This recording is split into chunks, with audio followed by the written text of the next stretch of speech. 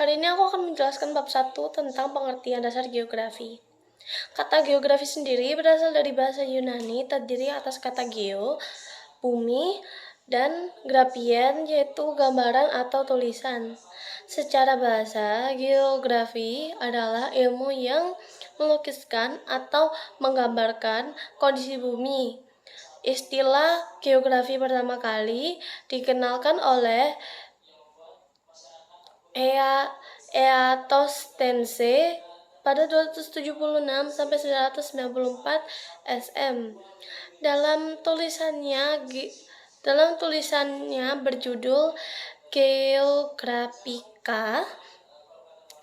Berdasarkan sejarahnya, geografi memiliki bahasa yang luas, yaitu ilmu yang mempelajari tentang bumi, meliputi flora, fauna, penduduk, udara, dan juga iklim, dan interaksi yang terjadi dalamnya. Setelah itu geografi membahas suatu peristiwa disebabkan oleh aktivitas alam, manusianya, dan interaksi antara keduanya. Bentuknya berikut adalah perkembangan geografi pada setiap zaman yang berbeda-beda. Saya akan menjelaskan pada zaman Yunani kuno. Seseorang filosof bernama Herodotus mengungkapkan bahwa terdapat hubungan erat antara perkembangan masyarakat dan faktor-faktor geografi di suatu wilayah. Herodotus membuat peta dunia dan membagi dunia menjadi 3 bagian, yaitu Eropa, Asia, dan Libya, atau yang bisa disebut Afrika. Pada 450 Masehi atau SM, peta yang dibuat Herodotus sederhana, berupa suatu bulatan yang mencangkup benua-benua yang dikelilingi laut. Lalu saya akan menjelaskan juga pada zaman abad pertengahan. Terdapat tokoh yang bernama Claudius Ptolemaios yang mengumumkan bahwa geografi adalah penyajian melalui peta dari sebagian atau seluruh permukaan bumi. Penekanan Claudius difokuskan pada peta yang mampu memberikan informasi tentang permukaan bumi secara umum.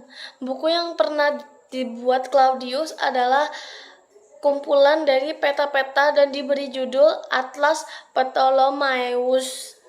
Saya akan juga menjelaskan zaman akhir abad pertengahan. Pada akhir abad pertengahan, perkembangan geografi semakin pesat. Hal ini ditandain dengan munculnya 2 aliran berikut, yaitu aliran fisis determinsi, tokohnya yaitu Ellsworth Huntington dari Amerika Serikat. Aliran fisis determinsi merupakan teori mengenai interaksi antara budaya dan juga lingkungan. Aliran ini memandang manusia sebagai objek yang pasif, sehingga alam memengaruhi hidupnya. Yang kedua adalah aliran posibilis, yaitu tokoh dari aliran itu adalah Paul Vidal de la Blanche dari Prancis. Nah, aliran posibilis ini tuh berbeda daripada yang aliran sebelumnya, karena di aliran ini memandang manusia sebagai objek yang aktif, sehingga memanfaatkan sumber daya alam untuk menunjang berbagai kebutuhan hidupnya. Itu 2 aliran itu mempunyai perbedaan yang sangat signifikan sekali. Geografi sendiri di Indonesia sudah dikenal sejak zaman Belanda. Para ilmuwan Belanda seperti Van Bemmelen dan Chung Hun membawa masuk istilah geografi ketika mereka melakukan kajian yang berkenaan dengan Hindia Belanda. Dalam bahasa Belanda, geografi sendiri dikenal dengan istilah aardrijkskunde. Pada masa Belanda, perkembangan ilmu geografi di Nusantara mengikuti perkembangan geografi di Belanda dan berakhir ketika Jepang menduduki Indonesia. Setelah itu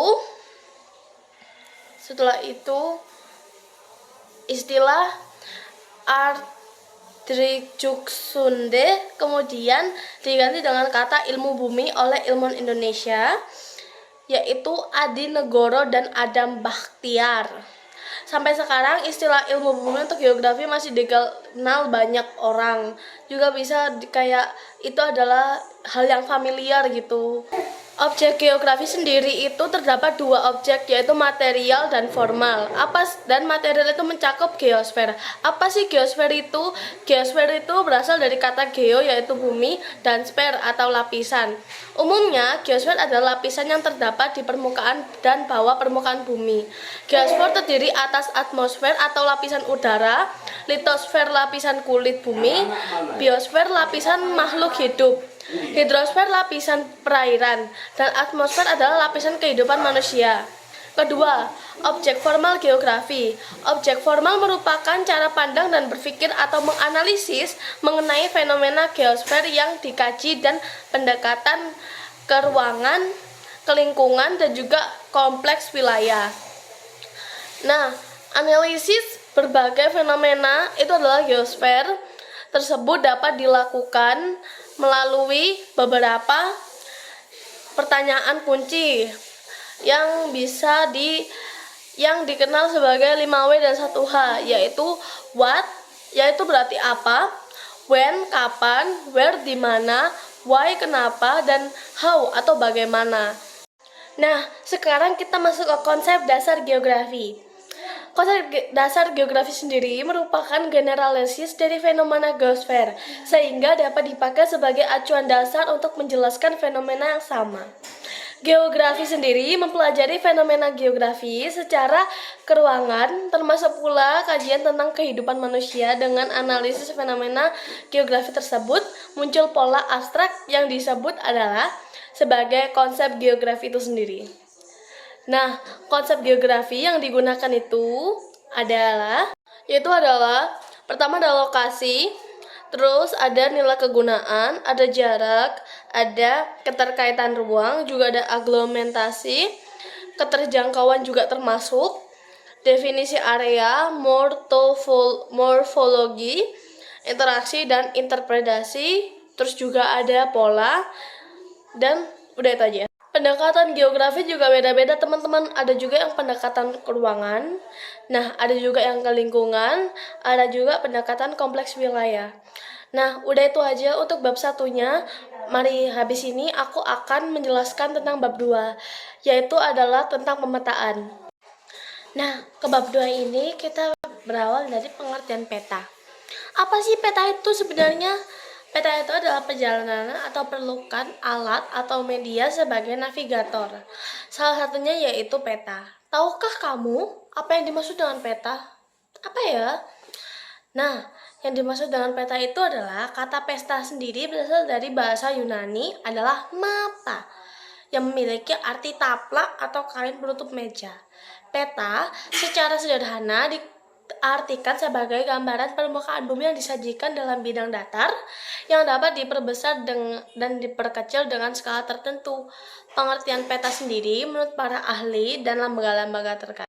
Fungsi utama peta di kalangan masyarakat adalah membantu dalam hal orientasi dan navigasi. Pada umumnya masyarakat menggunakan peta untuk dapat mencapai satu tempat. Nah, peta itu kayak berguna kalau kita itu ke suatu wilayah atau suatu kota yang nggak pernah kita datengin, itu peta bisa menjadi kayak sebagai alat membimbing kita. Nah, apa sih unsur-unsur peta? Unsur peta itu ada judul peta dan juga skala.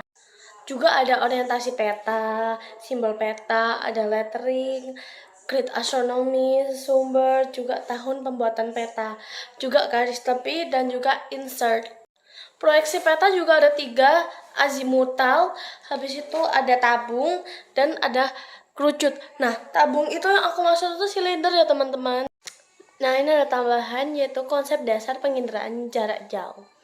Pernahkah kamu membaca artikel tentang satelit? Satelit merupakan salah satu wahana yang digunakan dalam penginderaan jauh. Beberapa satelit diantaranya Radarsat Kanada, MOST dan CHERS Jepang, IRS di India, SPOT di Prancis, dan IKONOS Landsat NOAA di QuickBird Amerika Serikat. Satelit dalam penginderaan jauh dapat mengamati suatu wilayah di bumi secara terus-menerus. Kita masuk ke penginderaan jarak jauh. Penginderaan jauh atau remote sensing adalah teknik pengumpulan informasi tentang objek atau wilayah di permukaan bumi tanpa harus bersentuhan langsung dengannya.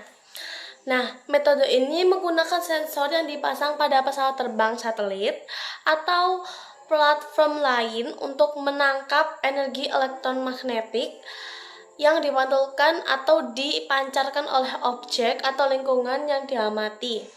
Nah, data yang terkumpul kemudian diproses menjadi citra atau informasi spesial yang dapat dianalisis untuk berbagai keperluan seperti pemantauan, tutup lahan, atau mendeteksi bencana atau pengelola sumber daya alam. Sistem informasi geografis juga merupakan sebuah sistem yang sehingga di dalamnya terdapat beberapa komponen yang saling berkaitan satu sama lainnya. Komponen dalam sistem informasi geografis sendiri atas perangkat keras hardware, perangkat lunak software, dan penggunaan atau user data juga metode. Pengertian sistem informasi geografis. Sistem informasi geografis atau yang kita kenal sebagai SIG atau Geographic Information System adalah sistem komputer yang dirancang untuk mengumpulkan, menyimpan, mengelola, dan menganalisis penampilan dan menyebarkan data yang memiliki referensi spesial. Kaitan dengan lokasi geografis, SIG mengintegrasikan data spasial seperti koordinat lokasi objek dengan data atribut, informasi deskripsi tentang objek tersebut, sehingga memungkinkan penggunaan untuk melakukan analisis keruangan dan membuat keputusan berdasarkan pola atau hubungan yang ada di dalam data geografis. Nah, biasanya aplikasi SIG meliputi perencanaan pembangunan kota, pengelola bencana, analisis risiko lingkungan, dan banyak lagi. Terima kasih.